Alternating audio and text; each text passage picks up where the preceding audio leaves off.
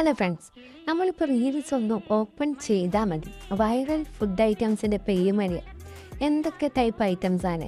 Bun Musca, പിന്നെ അതേപോലെ യോഗർട്ടും ബിസ്ക്കറ്റും കൂടെ ഉള്ളൊരു ഐറ്റം, പിന്നെ ക്രീമും ഹണിയും ഒക്കെ മിക്സ് ചെയ്തിട്ട് കുബൂസിൻ്റെ കൂടെ ചേർത്ത് കഴിക്കുന്ന വേറെ ഐറ്റം, അതുപോലെ തന്നെ ഈ കേക്കും. ഇതൊക്കെ നമ്മൾ കാണുമ്പോൾ പ്രശ്നം എന്താണെന്ന് വെച്ചാൽ നമുക്കിത് ട്രൈ ചെയ്യാതിരിക്കാൻ പറ്റില്ല. നമ്മൾ എങ്ങനെയെങ്കിലും ഇതിൻ്റെ ടേസ്റ്റ് ഒന്ന് മനസ്സിലാക്കുന്നവരെ നമുക്ക് വല്ലാത്തൊരു മനസ്സമാധാനക്കേടാ. പണ്ട് ടി വിയിലൊക്കെ ഈ ആഡ് കൊടുക്കുന്നതിന് പകരം ഇപ്പോൾ പുതിയതായിട്ട് മാർക്കറ്റിംഗ് ടെക്നിക്ക് ഇറക്കിയിരിക്കാൻ തോന്നുന്നു. ഈ റീൽസിലൂടെ ഒരു പ്രൊഡക്റ്റ് അങ്ങ് വൈറലാക്കുക. അപ്പോൾ നമ്മൾ എന്ത് ചെയ്യും? അത് കാണും. അത് കണ്ടു കഴിയുമ്പോൾ പിന്നെ നമുക്ക് ട്രൈ ചെയ്യാതിരിക്കാൻ തോന്നുന്നില്ല. പിന്നെ അതിൻ്റെ ടേസ്റ്റും കാര്യങ്ങളും നമുക്ക് ഇഷ്ടപ്പെട്ടോ എന്നുള്ളത് അത് വേറെ കാര്യം.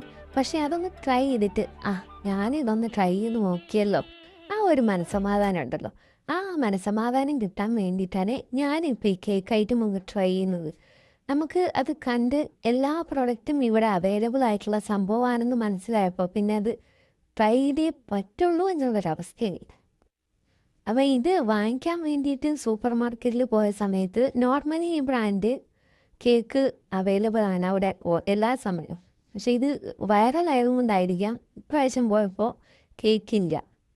പിന്നെ നമ്മൾ തപ്പി കണ്ടുപിടിച്ച് വാങ്ങിക്കൊണ്ടെന്ന് ട്രൈ ചെയ്യാൻ. ഇപ്പോൾ ഇൻഡിവിജ്വലായിട്ട് എന്തായാലും ടേസ്റ്റുള്ള ഐറ്റംസ് മാത്രമാണത്. ഇപ്പോൾ പിന്നെ അതിൻ്റെ കോമ്പിനേഷൻ എന്തായാലും ടേസ്റ്റ് ഉണ്ടാവുമല്ലോ. നല്ല ടേസ്റ്റ് ആയിരുന്നു. നിങ്ങൾ ട്രൈ ചെയ്തില്ലെങ്കിൽ ട്രൈ ചെയ്ത് നോക്കൂ കേട്ടോ. അപ്പോൾ സെയിം ബ്രാൻഡ് തന്നെ വേണമെന്നില്ലല്ലോ.